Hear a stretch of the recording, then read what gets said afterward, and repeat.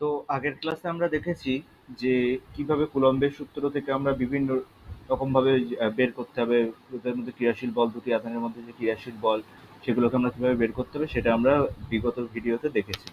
তো এবার যেটা দেখবো যে এই যে বলগুলোর রাশিমালা বের করার এই যে আমরা সূত্রটা লিখেছিলাম F equal to 1/4 pi epsilon 0 বা 1/4 পাই এপসাইলন মাধ্যমের ক্ষেত্রে Q1 Q2/r², এটা কখন কিভাবে আমরা অঙ্কের ক্ষেত্রে প্রয়োগ করব, কারণ আমাদের যেটা আসবে ফার্স্ট সেমিস্টারে তো আমাদের 35টা শর্ট কোশ্চেন থাকবে।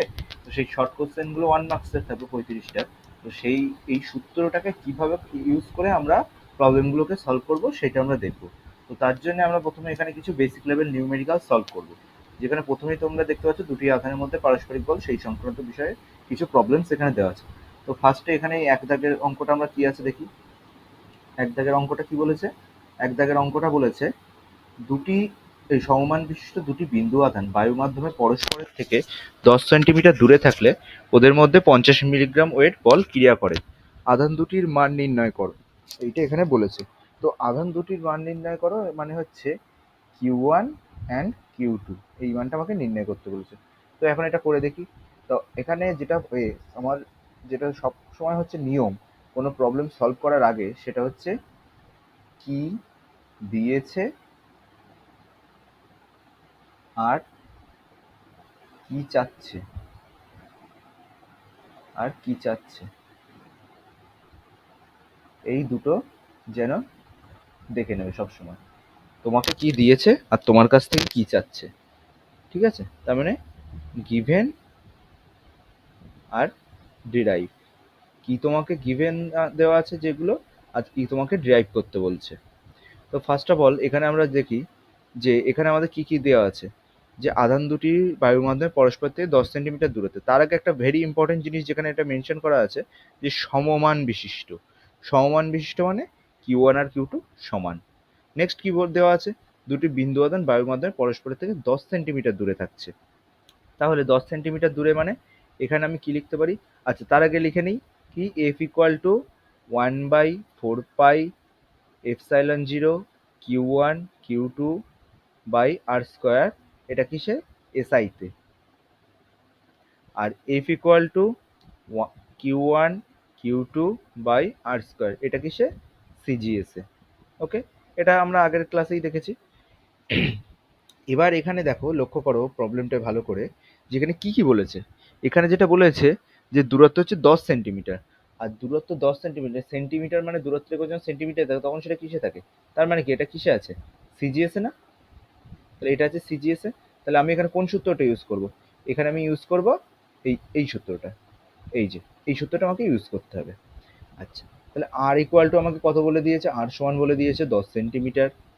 বল, এখানে আমাকে আরেকটা জিনিস বলেছে, যেটা হচ্ছে কিন্তু আমাকে বলেছে ওদের মধ্যে 10 মিলিগ্রাম ওয়েট বল ক্রিয়া করে।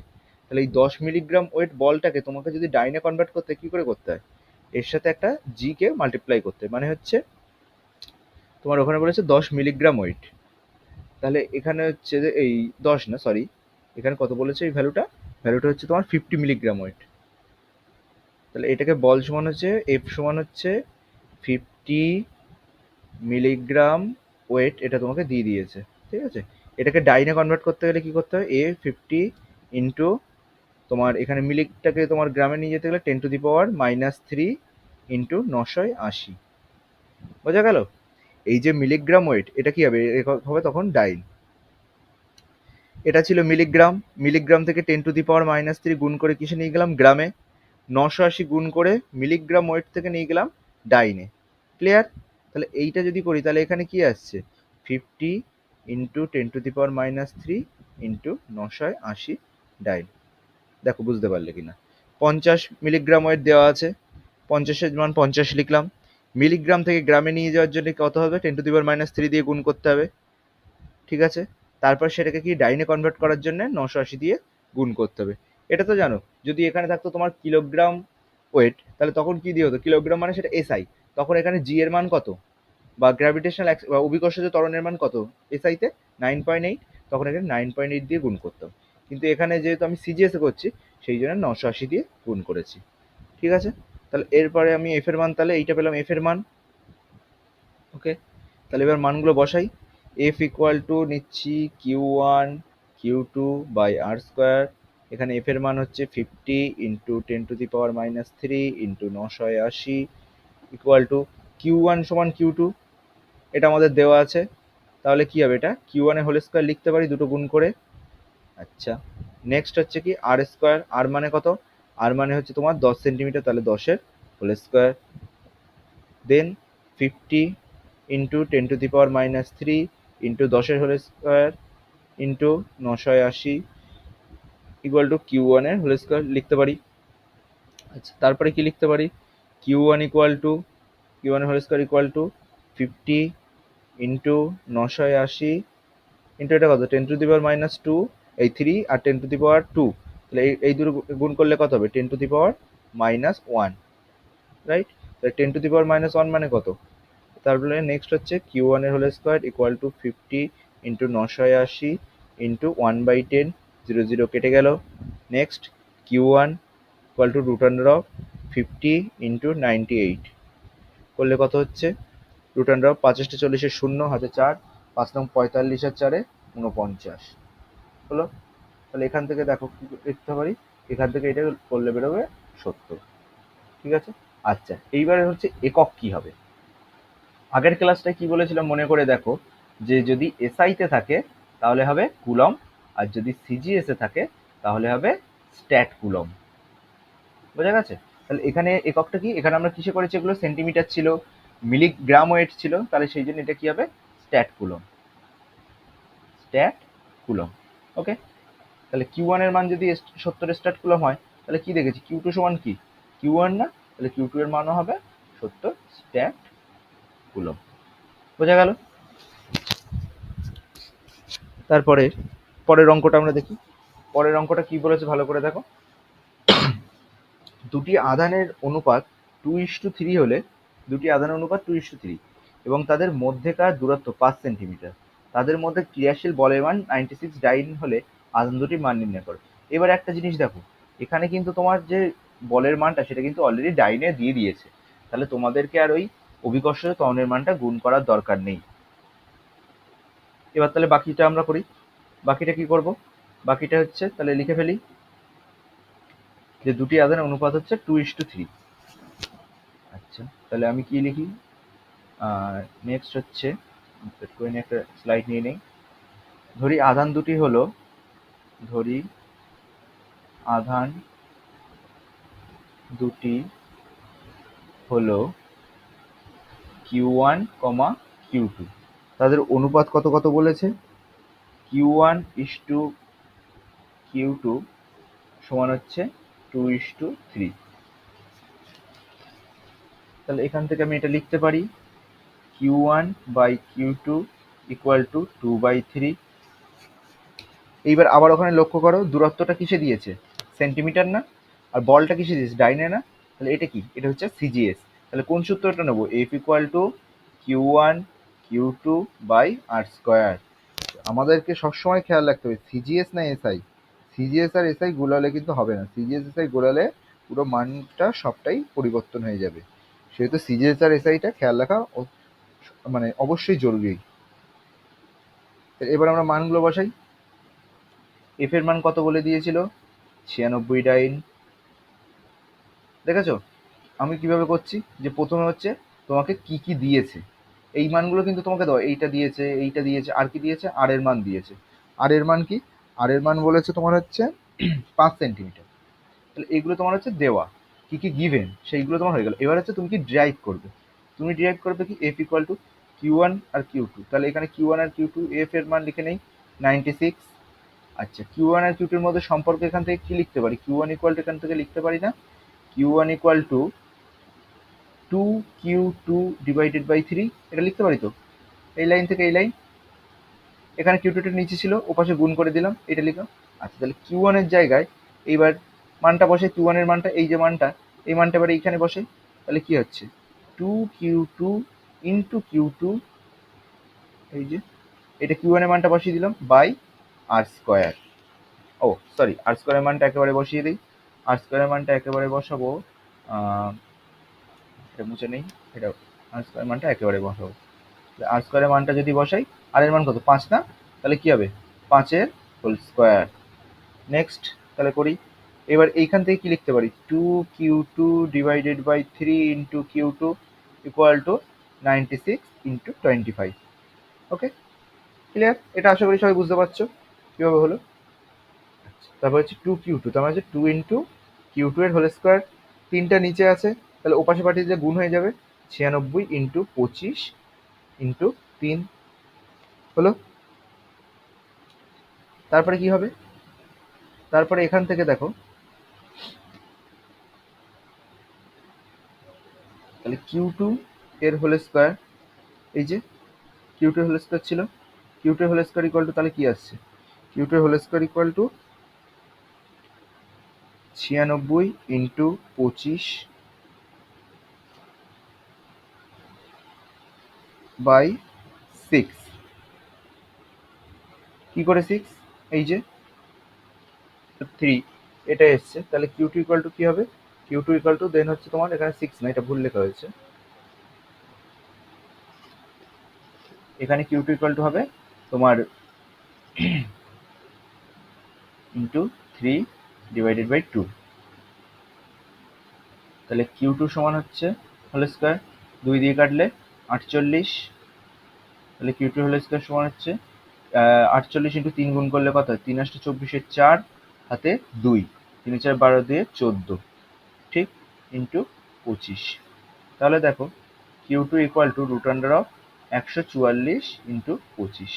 তো এখানে আমরা সবাই জানি 144 কত কত গুণ করলে হয় 12, তাহলে রুট আন্ডার অফ 12 গুণ 12 ইন্টু 5 গুণ 5, তাহলে কি পাচ্ছি 12 গুণ 5 q2 এর মান কিন্তু, ঠিক আছে। তাহলে 12 গুণ 5 করলে কত হচ্ছে 7, একক কি হবে সিজিএস যেহেতু তাই হচ্ছে স্ট্যাট কুলম, ঠিক আছে। এইবার হচ্ছে q1 এর মান, q1 সমান কি পেয়েছিলাম 2q2 বাই 3 না, তাহলে কি হচ্ছে 2 ইন্টু 60 বাই 3, 3 20 কেটে গেল, বাকি কি থাকলো, বাকি থাকলো হচ্ছে 20 ইন্টু 2 40 স্ট্যাট কুলম। ওকে, এইটা এবার অ্যান্সারটা দেখি, এই যে 40 স্ট্যাট কুলম আর 60 স্ট্যাট কুলম, বোঝা গেছে। এবার হচ্ছে দুটি গোলকের প্রত্যেকের আধান 3 নম্বর দাগটা দেখো, 3 নম্বর দাগটা কি বলেছে, দুটি গোলকের প্রত্যেকের আধান 1 কুলম, এই গোলক দুটিকে পরস্পরের থেকে কত দূরে রাখলে এদের প্রত্যেকের ওপর ক্রিয়াশীল বল 1 নিউটন হবে, ঠিক আছে। তাহলে কি কি দিয়েছে, আধান দিয়ে দিয়েছে গোলকের প্রত্যেকের আধান, তার মানে q1 সমান q2 সমান কি 1 কুলম, কুলম তার মানে কোন ইউনিট সিজিএস না এসআই, কুলম মানে হচ্ছে এসআই। এইবার ওদের মধ্যে ক্রিয়াশীল বল 1 নিউটন, নিউটন কি এসআই ইউনিট বলের, তাহলে লিখে ফেলি। তাহলে এবার আমরা কোন সূত্র ব্যবহার করবো, এবার ব্যবহার করবো হচ্ছে এসআই এর যে সূত্রটা, তাহলে এসআই এর সূত্রটা ব্যবহার করবো। এসআই সূত্র, বলের এসআই সূত্র কি, F equal to 1/4 pi epsilon 0 q1 into q2 by কি আর স্কোয়ার, ঠিক। এবার বলের মান কত বলে দিয়েছে, বলের মান দেখো বলে দিয়েছে তো আমাদের 1 নিউটন, তাহলে বলের মান হচ্ছে 1 নিউটন, লিখে ফেলি। বলের মান হচ্ছে 1 নিউটন, এই 1 বসিয়ে দিলাম, এই যে বল এফ সমান বলে দিয়েছে 1 নিউটন। আর তারপরে তোমার আর কি বলেছে, আর বলেছে হচ্ছে q1 সমান q2 সমান হচ্ছে 1 কুলম, ঠিক আছে। আর বলেছে ওদের মধ্যে দূরত্ব, তার মানে আর এর মানটা আমাকে চেয়েছে। ওকে, এইবার যেটা বিষয়, এই 1/4 পাই এপসাইলন 0, 1/4 পাই এপসাইলন 0 আগের ক্লাসটা তোমাদেরকে বলেছি এর মান কত 9 ইন্টু 10⁹। তাহলে এবার মানগুলো সব বসাই, এফ এর মান বসিয়ে দিলাম 9 ইন্টু 10⁹ বসিয়ে দিলাম 1/4 পাই এপসাইলন 0 এর মান, q1 আর q2 মানে কি 1 গুণ 1 বাই আর স্কোয়ার হলো। আচ্ছা, তাহলে তারপরে কি R square equal two 9 into 10⁹, এটা। এরপরে কি আর সমান হচ্ছে রুট আন্ডার অফ 9 ইন্টু 10⁹, বোঝা গেল।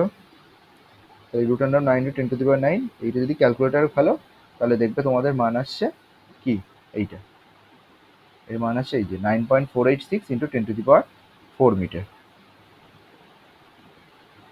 9.486 ইন্টু 10⁴ মিটার।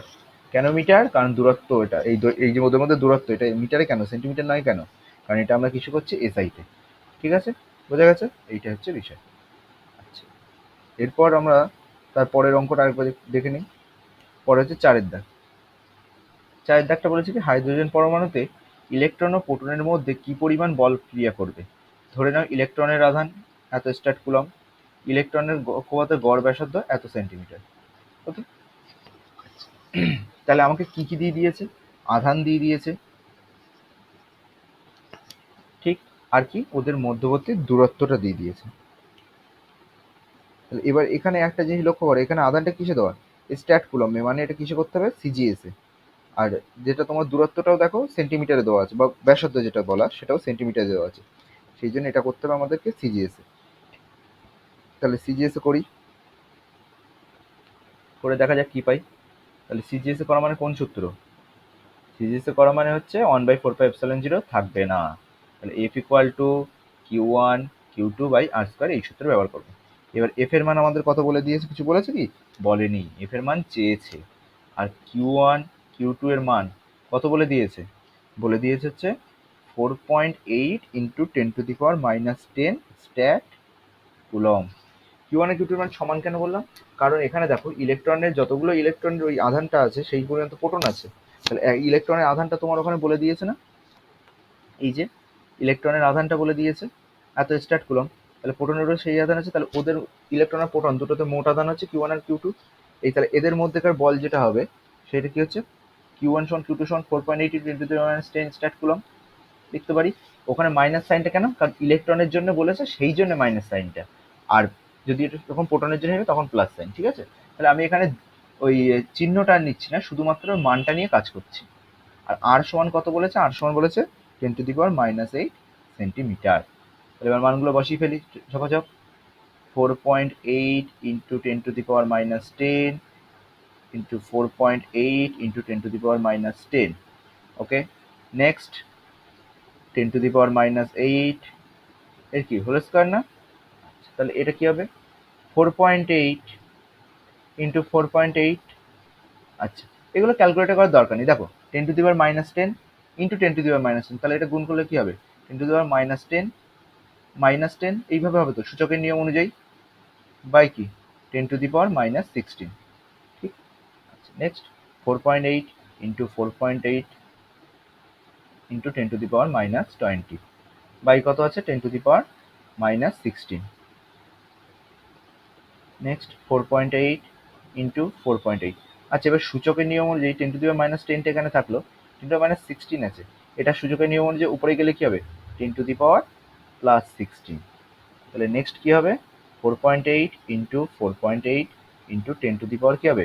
-4। বোঝা গেল? এটা সূচকের নিয়ম। -20 যোগ 16, তাহলে কত হচ্ছে? -4 পড়ে থাকছে।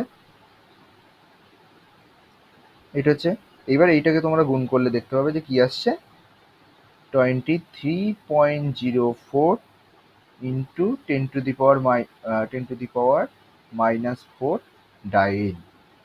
বোঝা গেল? এইটাকে যদি আমরা আরেকটু সাজিয়ে লিখি তাহলে কি আসবে, মানে দশমিকটাকে যদি এক ঘর সরিয়ে দিই তাহলে আসবে 2.30 ইন্টু 10⁻³ ডাইন। বোঝা গেছে? এইটা। ওকে, এই যে এরপরে তোমাদের একটা কাজ দিচ্ছি, এইটা তোমরা নিজেরা ট্রাই করবে। ইলেকট্রনের বেগ কত হবে? এই 5-এর দাগটা। ইলেকট্রনের আধান বলে দিয়েছে, ওর ভর বলে দিয়েছে, যেটি হচ্ছে আধানযুক্ত নিউক্লিয়াসের চারিদিকে আর ব্যাসার্ধে বৃত্তপথে ঘুরছে। ইলেকট্রনের বেগের এই যে রাশিমালাটা, এইটা তোমাদের বের করার জন্য বলছি আমি। আচ্ছা ঠিক আছে, নাও এটা করিয়ে দিচ্ছি। কীভাবে করতে হবে দেখে নাও। এটা একটু অন্যরকম মনে হচ্ছে, কিন্তু কিছুই অন্যরকম না। সেটা হচ্ছে কি, এই যে বলটা একটা যখন বৃত্তাকার পথে ঘোরে, তোমরা তো সবাই জানো এই অঙ্কটা কীভাবে করতে হবে দেখে নাও। তোমরা এটা কম বেশি জানো, কিন্তু কীভাবে ব্যবহার করবে সেটা জানো না। ধরো এই যে ইলেকট্রনটা যখন এই নিউক্লিয়াসের চারিদিকে তোমার একটা বৃত্তাকার পথে ঘুরছে না, তাহলে বৃত্তাকার পথে যখন ইলেকট্রনটা ঘুরছে তার কেন্দ্র অভিমুখে বল কি? কি থাকছে? অভিকেন্দ্র বল না? অভিকেন্দ্র বল, অভিকেন্দ্র বল, বল এইদিকে থাকছে, ঠিক। আর এই ইলেকট্রনটা কোন গতিশক্তি নিয়ে ঘুরছে? এই চারিদিকে তো ঘুরছে, তো এই বরাবর বাইরের দিকে ঘুরছে তো, মানে এইভাবে একটা থাকছে কি অভিকেন্দ্র বল, আর এইদিকে থাকছে কি ওর তোমার গতির অভিমুখ, এই যে এই ট্যানজেনশিয়াল, ট্যানজেন্ট বরাবর। অভিকেন্দ্র বল থাকে কেন্দ্রের দিকে, আর অপকেন্দ্র বল থাকে কেন্দ্র থেকে বাইরের দিকে। এই অভিকেন্দ্র বল আর অপকেন্দ্র বলের মানটা তোমরা জানো কিনা জানি না, বা মনে আছে কিনা তোমাদের। অভিকেন্দ্র ইকুয়াল টু এফ অপকেন্দ্র ইকুয়াল টু কি M V square by R. আরটা কি বৃত্তাকার পথের ব্যাসার্ধ, বৃত্তাকার পথের ব্যাসার্ধ। বোঝা গেছে? আচ্ছা, এই যে বলটা এলো M V square by R, এই বলটাই তো তাহলে কার সাথে সমান হবে? এই বলটা F equal to M V square by R. এই বল দিয়ে ওকে তো টানছে। আর এছাড়া আর একটা বল আছে, বা এই যে এম ভি স্কোয়ার বাই আর যে বলটা, এই বলটা কার সাথে সমান হবে?